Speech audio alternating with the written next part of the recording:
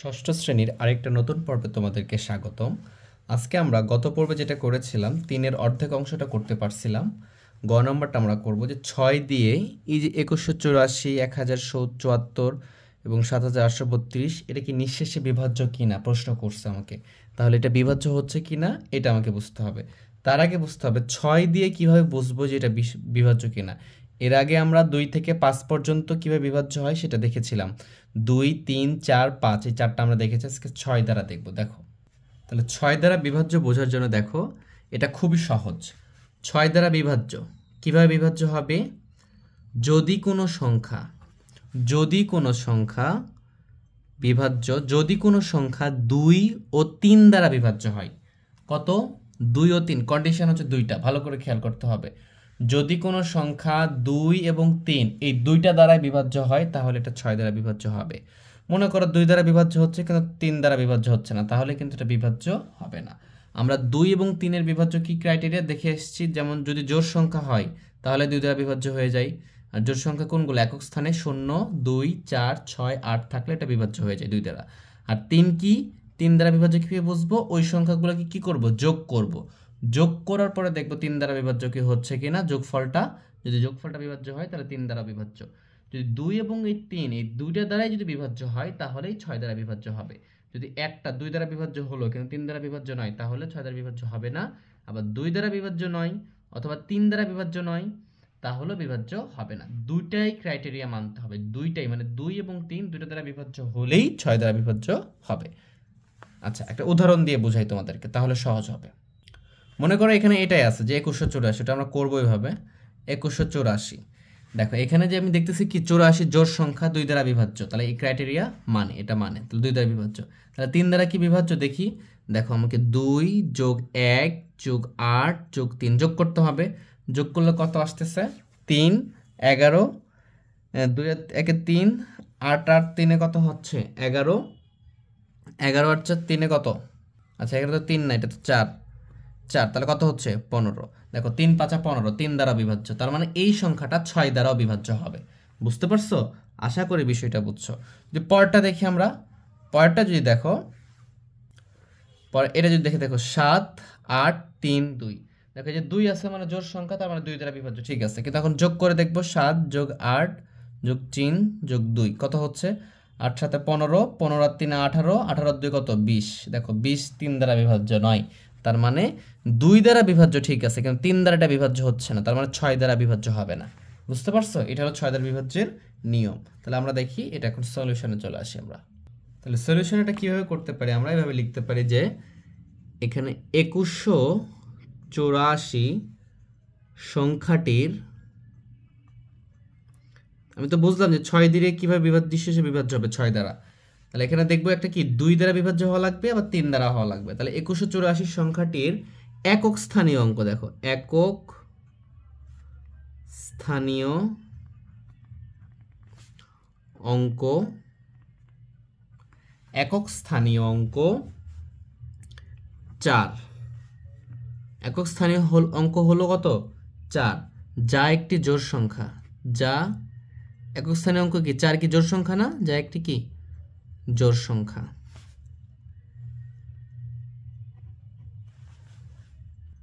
যা একটি জোড় সংখ্যা, যদি জোড় সংখ্যা হয় তাহলে কি হবে? অতএব ২১৮৪ সংখ্যাটি ২ দ্বারা বিভাজ্য। ২ দ্বারা বিভাজ্য, যেহেতু এটা কি সংখ্যা? জোড় সংখ্যা, তাহলে ২ এর ক্রাইটেরিয়া এটা ডান হয়ে গেছে, কমপ্লিট করছে। এবার ৩ দ্বারা বিভাজ্য কিনা এটা দেখতে হবে। যে ৩ দ্বারা বিভাজ্য হয় তাহলে এটা ৬ দ্বারা বিভাজ্য হবে। তাহলে আমরা ২ দ্বারা দেখলাম, এবার ৩ দ্বারা দেখব। তাহলে আমি এখন কি ৩ দ্বারার জন্য কি করব? ২১৮৪ সংখ্যাটা কি করব? যোগ করব। ২১৮৪ সংখ্যাটির অঙ্কগুলোর যোগফল, অঙ্কগুলোর যোগফল। আমি তো আগে যোগ করে দেখলাম তোমাদেরকে, সুন্দর করে লিখে দেখাচ্ছি। যোগফল কত হচ্ছে? তাহলে দেখো ২ যোগ ১ যোগ ৮ যোগ ৪, তাহলে কত? ৩ ৮ ৩ ১১, আর ১১ আর ৪ কত হবে? ১৫। দেখো 15, 3 5 15। এই যে 15 হচ্ছে আমরা জানি কি যে 3 গুণ 15 5 সমান সমান কত হয় 15, বুঝতে পারছো? যা 3 দ্বারা বিভাজ্য। এটা কি 3 দ্বারা বিভাজ্য। তাহলে যেহেতু দেখো এখানে 2 দ্বারাও বিভাজ্য হচ্ছে এই সংখ্যাটা, 3 দ্বারাও নিঃশেষে বিভাজ্য হচ্ছে, অতএব তুমি লিখতে পারো এটা, অতএব যেহেতু 2184 সংখ্যাটি 2 ও 3 দ্বারা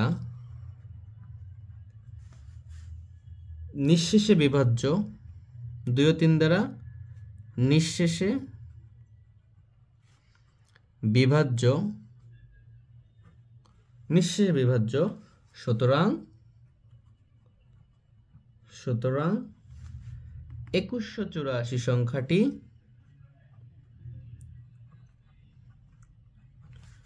6 দ্বারা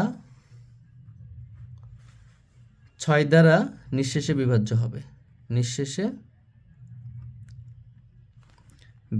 হবে, আশা করি তোমরা বিষয়টা বুঝতে পারছো, ঠিক আছে? এখন দেখো আমি পরেরগুলো তোমাদেরকে করে দিব না, তোমাদের নিজেরা করবা, ঠিক আছে? দেখো এই একটার জন্য আমরা এতটুকু কমপ্লিট, ডান। এরপরে কি লিখবো আমরা? সেম ভাবে এই যেখানে যে লিখছি না, জাস্ট এখানে লিখবো যে 1074 সংখ্যাটির একক স্থানীয় অঙ্ক 4, এখানেও 4 আছে, 4 লিখলাম, যা একটি জোড় সংখ্যা 2 দ্বারা বিভাজ্য হবে, ঠিক আছে?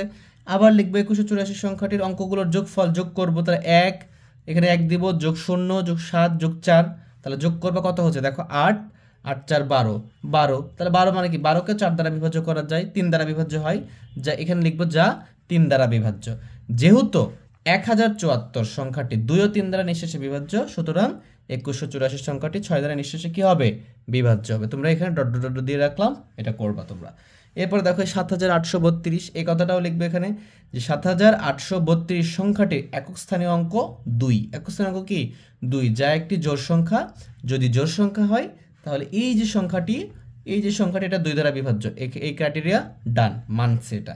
এবারে এখানে লিখবো কি 7832 সংখ্যাটির অঙ্কগুলোর যোগফল যোগ করো, 7 যোগ 8 7 8 15 যোগ 3 কত 18 আর 2 কত 20, এই 20 কিন্তু 3 দ্বারা বিভাজ্য নয়, 3 দ্বারা কি বিভাজ্য নয়। যেহেতু এই যে 7832 সংখ্যাটি 2 দ্বারা বিভাজ্য কিন্তু 3 দ্বারা নিঃশেষে বিভাজ্য নয়, সুতরাং 7832 সংখ্যাটি 6 দ্বারা নিঃশেষে বিভাজ্য হবে না। তাহলে উত্তর কি লিখবো আমরা? তাহলে উত্তর লিখবো এই যে 6 দ্বারা নিঃশেষে বিভাজ্য সংখ্যা হলো 6 দিয়ে ওইটুকু লেখার পরে, হ্যাঁ, 6 দিয়ে নিঃশেষে বিভাজ্য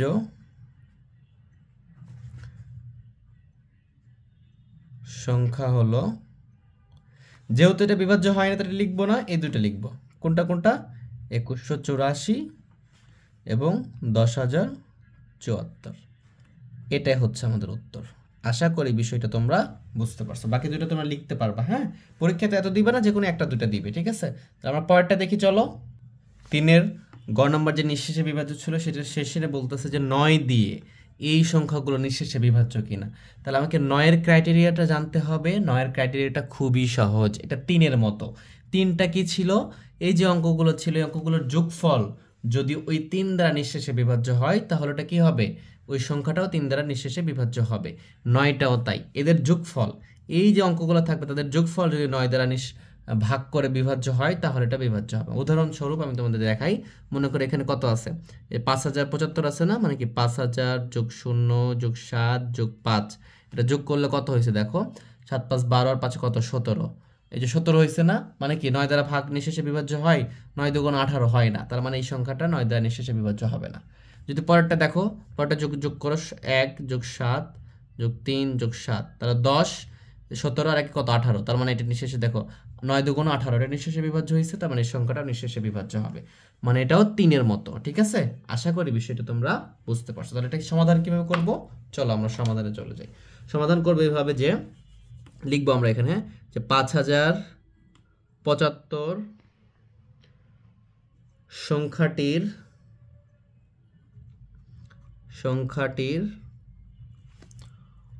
অঙ্কগুলোর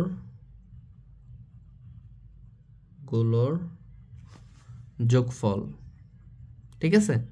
অঙ্কগুলোর যোগফল করব, যেটা থাকবে সেটা। তাহলে যোগ করলে কত আসতেছে দেখো, 5 যোগ 0 যোগ 7 যোগ 5, আমি তো দেখলামই কত আসতেছে। এটা কিন্তু আমরা তোমাদের বুঝিয়েছি, এটা অঙ্কের অংশ না। 17 হয়েছে। কত হয়েছে? 17 হয়েছে।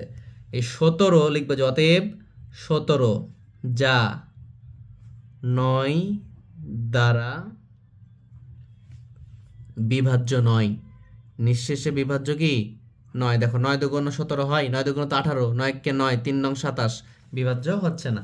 নিঃশেষে বিভাজ্য নয়। যেহেতু নিঃশেষে বিভাজ্য হয় নাই, তাহলে আমি লিখব যে এই যে 5075 সংখ্যাটি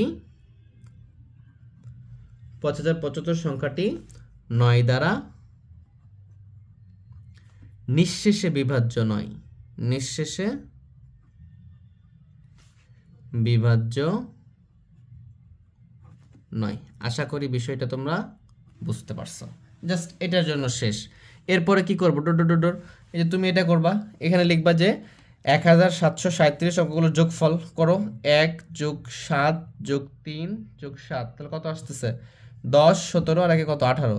তাহলে লিখবা যে 18 যা 9 দ্বারা বিভাজ্য, অতএব 1737 সংখ্যাটি 9 দ্বারা নিঃশেষে বিভাজ্য। ঠিক আছে, এটা হয়ে গেল। পরেরটা করবে এইভাবে, এটার যোগফল করবা 2 যোগ 1 যোগ 9 যোগ কত? 3 যোগ করো, তাহলে কত আসতেছে? 2 আর 1 3, 12 আর 3 কত? 15। তাহলে 15 লিখবা যে 15 যা 9 দ্বারা বিভাজ্য নয়। তাহলে এই যে 2193 সংখ্যাটা 9 দ্বারা নিঃশেষে বিভাজ্য নয়। আশা করি তোমরা বিষয়টা বুঝতে পারছো। তাহলে অতএব কি লিখবা? অতএব 9 দিয়ে উত্তর লিখবে এটা, ঠিক আছে? 9 দিয়ে নিঃশেষে বিভাজ্য সংখ্যা হলো কোনটা? এখানে হলো বারণ ভুল করছি না? আচ্ছা, কোনটা? শুধু এই যে 2 নম্বরটা 1737, এটাই আমাদের উত্তর। ঠিক আছে, এটাই আমাদের উত্তর। তাহলে এইভাবে আমরা অঙ্কগুলো করতে পারবো। আশা করি বিষয়টা তোমরা বুঝতে পারতেছো। আমরা আজকের জন্য এই পর্যন্তই রাখলাম। আগামী পর্বের মাধ্যমে আমরা এই 1.2 অনুশীলনটা শেষ করব। তোমরা আমাকে জানাও আমার ক্লাসগুলো কেমন লাগতেছে। যদি ভালো লাগে অবশ্যই লাইক শেয়ার করে পাশেই থাকো। এরপরে কোন ভিডিওগুলো চাচ্ছ সেটা আমাকে জানাও। ইনশাল্লাহ তোমরা জানালে তারপর আমি ইনশাল্লাহ ভিডিও দিব তোমাদেরকে। আজকে এ পর্যন্তই। সবাই ভালো থেকো, সুস্থ থেকো, আর আমার জন্য দোয়া করো। আল্লাহ হাফেজ।